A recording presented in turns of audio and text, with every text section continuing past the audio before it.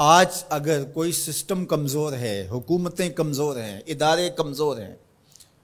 وہ کمی بیشی کرنے والوں کو، زیادتی کرنے والوں کو اپنی گرفت میں نہیں لا سکتے، یا جو اس سے اوپر بیٹھے ہوئے ہیں وہ خود اس جرم میں مبتلا ہیں، اور اس جرم میں مبتلا ہونے کی وجہ سے اپنے نیچے کے لوگوں کو وہ پکڑ نہیں سکتے کیونکہ وہ خود مجرم ہیں۔ تو اگر نظام میں سکم کی وجہ سے کوئی شخص فائدہ حاصل کرتا ہے، اللہ ارشاد فرماتا ہے الا یظن اولئک انہم مبعوثون، وہ یہاں تو لوگوں کو دجل دے بیٹھے، لوگوں کو فریب دے دیا، دھوکہ دے دیا، کسی کی آنکھوں میں مٹی جھونک دی اور کام صحیح نہیں کیا لیکن اچھا بن کے کسی کے سامنے پیش ہو گئی، یہاں تو کر سکتے ہیں، لیکن اللہ تعالیٰ نے ارشاد فرمایا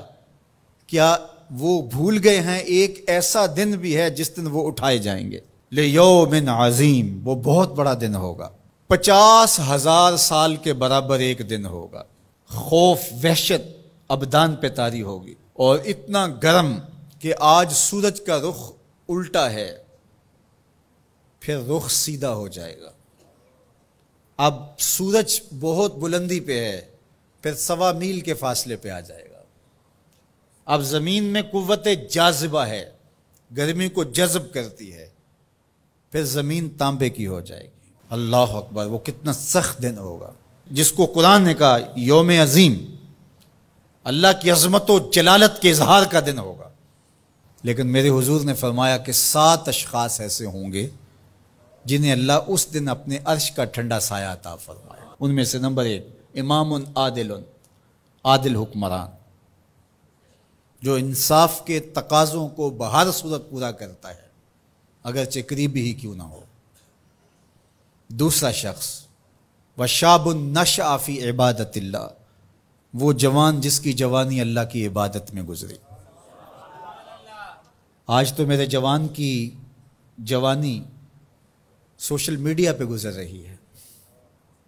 آج میرے جوان کی جوانی تو گلیوں چوکوں اور بازاروں میں گزر رہی ہے۔ تیسرا شخص ورجل قلبہ معلق بالمساجد، وہ آدمی جس کا دل مسجدوں سے جڑا رہتا ہے،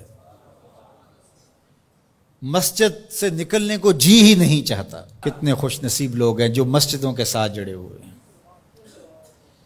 ایک روایت میں فرمایا جس شخص کو مسجد کی دیکھ بھال کرتے دیکھو، مسجد کی صفائی کر رہا ہے، وہاں پڑی ہوئی کوئی نامناسب چیز اٹھا رہا ہے، مسجد میں روشنی کا انتظام کر رہا ہے، مسجد میں خوشبو کا انتظام کر رہا ہے، مسجد کے کاموں میں لگا ہوا، اگر کسی شخص کو دیکھو اس کے ایمان کی گواہی دے دو، یہ بندہ مومن ہے، یہ مسلمان بندہ ہے۔ تو فرمایا چوتھا شخص وَرَجُلٌ دَعَتْهُ امْرَأَةٌ ذَاتُ مَنْصِبٍ وَجَمَالٍ فَقَالَ إِنِّي أَخَافُ اللَّهَ، وہ جوان جس کو کسی خاتون نے دعوت گناہ دی اور صاحب منصب بھی تھی، صاحب جمال بھی تھی، اور قدموں میں حسن بچھنے کے لیے خود بےتاب ہوا، اور اس جوان نے آگے سے کیا کہا انی اخاف اللہ، تیری بات کیسے مانوں، رب سے ڈر لگتا ہے۔ تو حضور نے فرمایا قیامت کے دن جب دھوپ کڑک رہی ہوگی اللہ اس کو اپنے عرش کا ٹھنڈا سایہ عطا فرماتا ہے۔ پھر ارشاد فرمایا وَرَجُلَانِ تَحَابَّا فِي اللَّهِ اجْتَمَعَ عَلَيْهِ وَتَفَرَّقَا إِلَيْهِ، وہ 2 آدمی جو اللہ کے لیے پیار کرتے تھے، جب آپس میں ملے تو اللہ کے لیے، اور آپس میں اگر ان کی دوری ہوئی تو وہ بھی اللہ کے لیے۔ رضائے الہی ان کا مقصود تھا، ان کی دوستی کا سبب اللہ کی رضا تھا۔ چھٹا شخص ارشاد فرمایا وَرَجُلٌ تَصَدَّقَ بِصَدَقَةٍ فَأَخْفَاهَا حَتَّى لَا تَعْلَمَ شِمَالُهُ مَا تُنْفِقُ يَمِينُهُ، وہ شخص جس نے صدقہ کیا اور اتنے مخفی انداز میں کیا کہ جو دائیں ہاتھ نے صدقہ کیا بائیں کو خبر بھی نہیں ہوئی۔ اللہ اکبر، ہم نے اپنے بزرگوں کا یہ مزاج دیکھا ہے کہ وہ دیتے ہوئے جس کو دے رہے ہیں اس سے بھی آنکھیں نہیں ملا رہے ہوتے کہ اس کو کوئی شرمندگی نہ ہو۔ اور 7واں شخص وَرَجُلٌ ذَكَرَ اللَّهَ خَالِيًا فَفَاضَتْ عَيْنَاهُ، وہ شخص جس نے تنہائی میں بیٹھ کے اللہ کا ذکر کیا، کوئی دیکھنے والا نہیں تھا، اکیلا بیٹھا تھا اور اللہ کا ذکر کر رہا، محبت الہی کی وجہ سے اس کی آنکھوں میں آنسو امڈ آئے۔ تو میرے اور آپ کے آقا و مولا فرماتے ہیں قیامت کے دن جب کوئی سایہ نہیں ہوگا اللہ اسے اپنے عرش کا ٹھنڈا سایہ عطا فرمائے۔ اللہ ہمیں رحمت للعالمین کا صدقہ جہنم کی سختیوں سے نجات عطا کرے